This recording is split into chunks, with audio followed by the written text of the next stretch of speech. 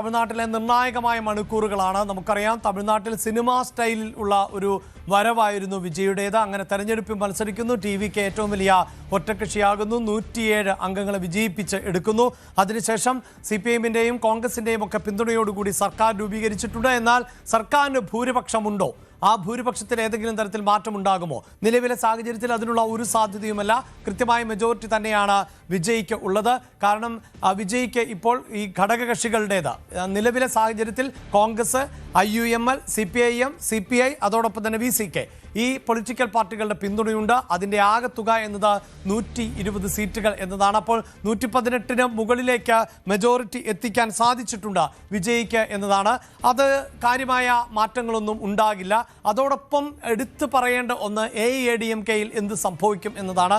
ഇപ്പോൾ തന്നെ 47 അംഗങ്ങൾ വിജയിച്ചതിൽ 30 പേർ വിമതപക്ഷത്താണ്. പക്ഷേ അവർക്ക് മുന്നിൽ ഈ കൂറുമാറ്റ നിരോധന നിയമം എന്നത് വലിയ വെല്ലുവിളിയായി നിൽക്കുന്ന സാഹചര്യമുണ്ട്. അതുകൊണ്ട് തന്നെയാണ് തമിഴക രാഷ്ട്രീയം ഇപ്പോൾ വിജയുടെ മെജോറിറ്റി എന്നതിന് ഒപ്പം തന്നെ AIADMK-യിൽ എന്ത് സംഭവിക്കും എന്നതുകൂടി ഉറ്റുനോക്കുന്നത്. ഇപ്പോൾ വാർത്തയുടെ വിശദാംശങ്ങളുമായി VV വിനോദ് ആണ് പൊളിറ്റിക്കൽ ഡെസ്കിൽ നിന്ന് ചേരുന്നത്. വിനോദ്, നിയമസഭയിൽ വിജയെ സംബന്ധിച്ചിടത്തോളം ആദ്യ പരീക്ഷണമാണ്. ഒരുപക്ഷെ ഇത്തരം പരീക്ഷണങ്ങൾ ഇനി ആവർത്തിക്കപ്പെട്ടേക്കാം. കാരണം പല വിഷയങ്ങളിലും സഭയുടെ മെജോറിറ്റി നേടേണ്ടതുണ്ട്. അവിടെ CPIM-നും CPIM-നും IUML-നും VCK-ക്കും ഒക്കെ വ്യത്യസ്തമായ നിലപാടുകൾ ഉണ്ടായേക്കാം.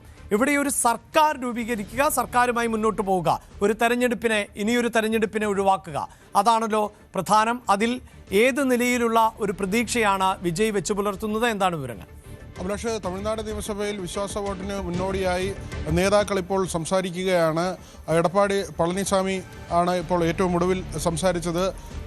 ഈ തിരഞ്ഞെടുപ്പിലേക്ക് പോകുമ്പോൾ അഭിലാഷ് പറഞ്ഞതുപോലെ തന്നെ 120 എന്ന ഒരു സംഖ്യയിലേക്ക് എത്താൻ ടിവിക്ക് നേതൃത്വം നൽകുന്ന ഒരു സഖ്യത്തിന് കഴിഞ്ഞിരുന്നു. എന്നാൽ ഇവിടെയും ഒരു പ്രതിസന്ധിയുണ്ട്. 118 കേവല ഭൂരിപക്ഷമായി വേണ്ടത്, 120 ഉണ്ട്. പക്ഷേ അതിൽ ഒരു MLA-ക്ക് വോട്ട് ചെയ്യാൻ കഴിയില്ല. കാരണം ആ തിരഞ്ഞെടുപ്പ് ഇപ്പോൾ മദ്രാസ് ഹൈക്കോടതി തടഞ്ഞിരിക്കുകയാണ്. കാരണം ഒരു വോട്ടിനാണ് ശ്രീനിവാസ സേതുപതി എന്ന TVK-യുടെ സ്ഥാനാർത്ഥി അവിടെ ജയിച്ചത്. തിരുപ്പത്തൂരാണ് ആ മണ്ഡലം. തിരുപ്പത്തൂരിൽ ഒരു വോട്ടിന് ജയിച്ചത് കൊണ്ട് തന്നെ DMK-യിലെ എതിർ സ്ഥാനാർത്ഥി കോടതിയെ സമീപിക്കുകയും ഇപ്പോൾ ആ വിജയം സ്റ്റേ ചെയ്തിരിക്കുകയുമാണ്. അതുകൊണ്ട് തന്നെ 119 എന്ന ഒരു സംഖ്യയിലേക്ക് വന്നിരിക്കുന്നു. എങ്കിലും 118 ആണ് കേവല ഭൂരിപക്ഷം. അവിടെയും ഒരംഗത്തിൻ്റെ അധികമായിട്ടുള്ള ഒരു ബലം TVK സഖ്യത്തിനുണ്ട്. എന്നാൽ മറ്റൊരു MLA കൂടി TVK-യെ സഹായിക്കാനുള്ള സാധ്യതയുണ്ട്. അത് ഈ അമ്മ മക്കൾ മുന്നേറ്റ കഴകം എന്ന TTV ദിനകരൻ ജനറൽ സെക്രട്ടറി ആയിട്ടുള്ള പാർട്ടിയിലെ MLA ആണ്. ഈ MLA മാത്രമാണ് ആ പാർട്ടിയിലുള്ളത്. പക്ഷേ പാർട്ടി നേതൃത്വം വിജയ്ക്കൊപ്പമല്ല. അതേസമയം കൂറുമാറ്റ നിരോധനത്തിൻ്റെ പ്രശ്നം ഈ MLA-ക്ക് വരില്ല. ഒരാൾ മാത്രമുള്ളത് കൊണ്ട് തന്നെ വിജയെ പിന്തുണയ്ക്കാനുള്ള സാഹചര്യമാണ്. കഴിഞ്ഞ ദിവസം വിജയ്ക്ക് അനുകൂലമായി ഇയാൾ കത്ത് നൽകുകയും ചെയ്തിരുന്നു. അങ്ങനെയെങ്കിൽ വീണ്ടും 120 എന്ന സംഖ്യയിലേക്ക് വരും. മറ്റൊന്ന് ADMK-യിലെ പിളർപ്പാണ്. അവിടെ ഷൺമുഖത്തിൻ്റെ നേതൃത്വത്തിൽ എടപ്പാടിക്കെതിരെ വലിയ നീക്കമാണ് നടക്കുന്നത്. 32 MLA-മാരുണ്ടായാൽ അവർക്ക് 3/2 ഭൂരിപക്ഷം ലഭിക്കുകയും കൂറുമാറ്റ നിരോധന നിയമപ്രകാരം അവർക്ക് മറ്റ് നടപടികൾ നേരിടേണ്ടി വരികയുമില്ല. ആ തരത്തിലാണ് 47 MLA-മാരാണ് ആകെ AIADMK-ക്കുള്ളത്. ഈ വിമത നേതാക്കൾ പറയുന്നത് സമീപകാല ഭാവിയിൽ ADMK ഇനി തമിഴ്നാട്ടിൽ അധികാരത്തിൽ വരിക എന്നത് ഒരു വിദൂര സ്വപ്നമാണ്. കാരണം നേരത്തെ DMK-യുടെ ഭരണമാകുന്നു, TVK-യുടെ ഭരണം വരുന്നു.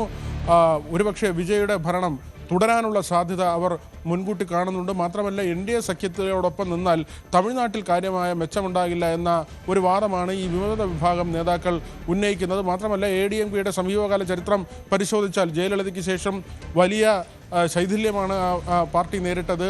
എടപ്പാടി ഒരു വശത്ത് വരുന്നു, O പനീർസെൽവം, അദ്ദേഹം മുഖ്യമന്ത്രിയായി വന്ന ആളാണ്. അദ്ദേഹം ഇപ്പോൾ DMK-യുടെ ഭാഗമായി പോയി.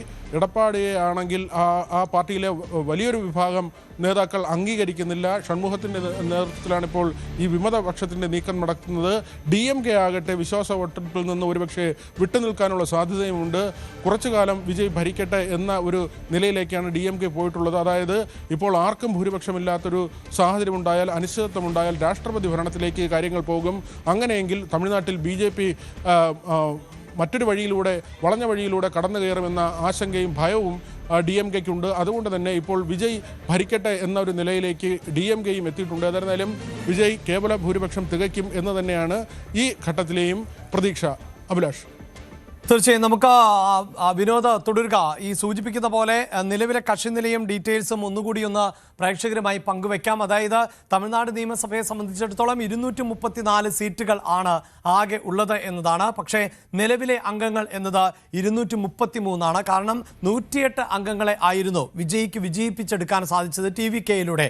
എന്നാൽ അതിൽ ഒരു മണ്ഡലം വിജയ് ഒഴിഞ്ഞ സാഹചര്യത്തിൽ വിജയുടെ പൊളിറ്റിക്കൽ പാർട്ടിയായ TVKക്ക് ഇപ്പോൾ 107 അംഗങ്ങളേ ഉള്ളൂ. ആ അംഗങ്ങളെ മൈനസ് ചെയ്യുമ്പോഴാണ് നിലവിലെ അംഗങ്ങളുടെ എണ്ണം 233 എത്തുന്നത്. അങ്ങനെ ഒരു സാഹചര്യത്തിൽ വിജയ്ക്ക് ഇന്ന് സഭയിൽ ഭൂരിപക്ഷം നേടണമെങ്കിൽ 117 അംഗങ്ങളുടെ പിന്തുണയുണ്ടായാൽ മതി എന്നുള്ളതാണ്. പക്ഷേ വിജയെ പിന്തുണയ്ക്കുന്നവരുടെ എണ്ണം എന്നത് 120 ആണ് എന്നതാണ് എടുത്തു പറയേണ്ടത്.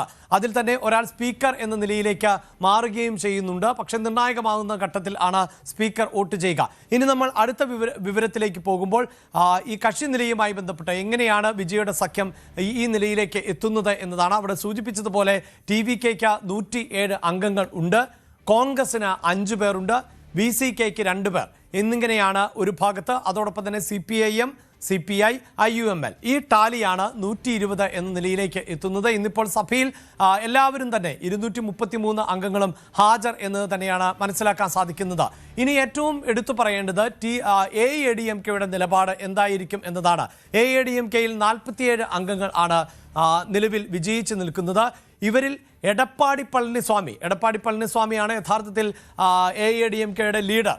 എന്നാൽ എടപ്പാടി പളനിസ്വാമിയെ നിലവിൽ തെരഞ്ഞെടുക്കപ്പെട്ട MLA-മാരിൽ 17 പേർ മാത്രമാണ് പിന്തുണയ്ക്കുന്നുള്ളൂ. ബാക്കി 30 പേരും പിന്തുണയ്ക്കുന്നത് SP വേലുമണിയെയാണ്.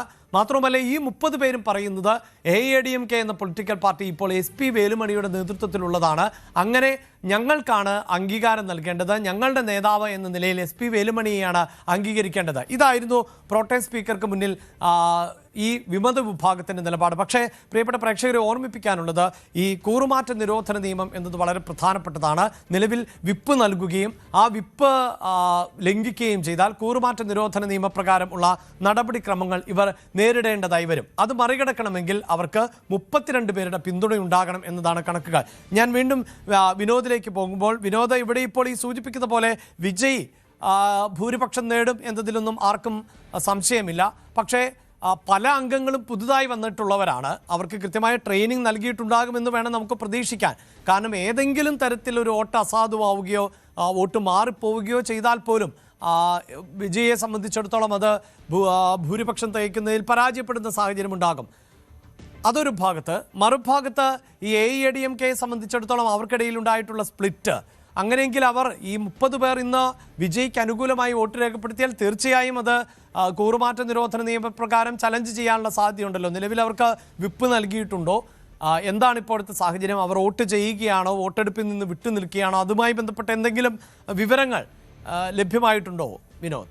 അഭിലാഷ്, ആദ്യം പറഞ്ഞ ഭാഗത്തേക്ക് തന്നെ വരാം. അതായത് ഇവരിൽ പലരും പുതുമുഖങ്ങളാണ്. TVK തന്നെ എന്ന പാർട്ടിക്ക് തന്നെ 2 വർഷത്തെ പ്രായം മാത്രമാണുള്ളത്. അതുകൊണ്ട് തന്നെ ഈ ഭരണപരമായ ഒരുപാട് അവ്യക്തതകൾ നിലനിൽക്കുന്നുണ്ട്, അല്ലെങ്കിൽ അവരുടെ അറിവ് പരിമിതമാണ്. കഴിഞ്ഞ ദിവസം തന്നെ സത്യപ്രതിജ്ഞയ്ക്ക് തന്നെ ഈ മന്ത്രിസഭയിലെ വനിതാ മന്ത്രി അവർ വിജയിച്ച സർട്ടിഫിക്കറ്റ് ഉണ്ട്, അത് ഇല്ലാതെയാണ് അവർ അവിടേക്ക് വന്നത്. ആ തരത്തിലുള്ള ചില പോരായ്മകൾ ഇതൊരു പക്ഷേ ഈ വോട്ടെടുപ്പുമായി ബന്ധപ്പെട്ടൊക്കെ തന്നെ ഇത് പ്രതിഫലിക്കുക. എങ്കിൽ തന്നെയും മറ്റ് പ്രശ്നങ്ങളില്ലാതെ ഈ വിശ്വാസ വോട്ട് നേടാൻ കഴിയുമെന്ന് തന്നെയാണ് TVK മനസ്സിലാക്കുന്നത്. ഈ ഷൺമുഖമാണ് ഇതിൽ വിമത നീക്കത്തിന് ചുക്കാൻ പിടിക്കുന്നത്. അഭിലാഷ് പറഞ്ഞതുപോലെ വേലുമണിയെ പാർലമെന്ററി പാർട്ടി നേതാവാക്കിക്കൊണ്ട് ഷൺമുഖത്തിൻ്റെ നേതൃത്വത്തിൽ വലിയൊരു വിഭാഗം ഏതാണ്ട് 32 എന്ന സംഖ്യ അത് തികയ്ക്കാൻ കഴിയുമെന്നാണ് ADMKയിലെ വിമത വിഭാഗം കരുതുന്നത്. അങ്ങനെ ഒരു നീക്കമാണ് ADMKയിൽ നടക്കുന്നത്. അത് സാധ്യമായാൽ വിജയെ സംബന്ധിച്ച് പിന്നെ തിരിഞ്ഞു നോക്കേണ്ട കാര്യമില്ല, വലിയ ഭൂരിപക്ഷത്തിലേക്ക് പോകും. അവർ കൂടി TVKയുടെ ഭാഗമായി എത്തിക്കഴിഞ്ഞാൽ വളരെ ഒരു കംഫർട്ടബിൾ മെജോറിറ്റി എന്ന നിലയ്ക്ക് തന്നെ വിജയ്ക്ക് നിയമസഭയിൽ തുടരാൻ കഴിയും. മാത്രമല്ല കഴിഞ്ഞ ദിവസം ഷൺമുഖത്തിൻ്റെ വീട്ടിൽ ഈ വിമത MLA-മാരുമായി വിജയ് കൂടിക്കാഴ്ച നടത്തുകയും ചെയ്തു. അതും വളരെ സുപ്രധാനമായ ഒരു കാര്യമാണ്. ഈ നേതാക്കൾ ADMKയിലെ മറ്റ് നേതാക്കളെ ബോധ്യപ്പെടുത്താൻ ശ്രമിക്കുന്നത്, അതായത് അത് വിട്ടുവരാൻ സാധ്യതയുള്ള നേതാക്കളെ ബോധ്യപ്പെടുത്താൻ ശ്രമിക്കുന്നത് സമീപകാല ഭാവിയിൽ ഇനി ADMK തമിഴ്നാട്ടിൽ അധികാരത്തിൽ വരുന്ന ഒരു സാധ്യതയുമില്ല. അതുകൊണ്ട് ഈ ഒരു അവസരത്തിൽ DMK മാറി നിൽക്കുന്ന സാഹചര്യത്തിൽ TVK അവർക്ക് ഉൾക്കൊള്ളാൻ കഴിയുന്ന പാർട്ടിയാണ്. അങ്ങനെയെങ്കിൽ TVKയുമായി സഹകരിച്ച് അധികാരത്തിൻ്റെ ഭാഗമാവുക എന്ന ഒരു രാഷ്ട്രീയ നീക്കമാണ് ഇപ്പോൾ AIADMKയിലെ ഒരു വിഭാഗം നടത്തുന്നത്. അതിനോടൊപ്പം തന്നെ ഭൂരിപക്ഷം നേതാക്കളും എത്തും, MLA-മാരും എത്തും എന്നിവർ പ്രതീക്ഷിക്കുകയും ചെയ്യുന്നു. TVK ക്യാമ്പും അത് തന്നെയാണ് പ്രതീക്ഷിക്കുന്നത്. കൂടുതൽ വാർത്തകൾക്ക് News 18 Keralam YouTube channel subscribe ചെയ്യുക.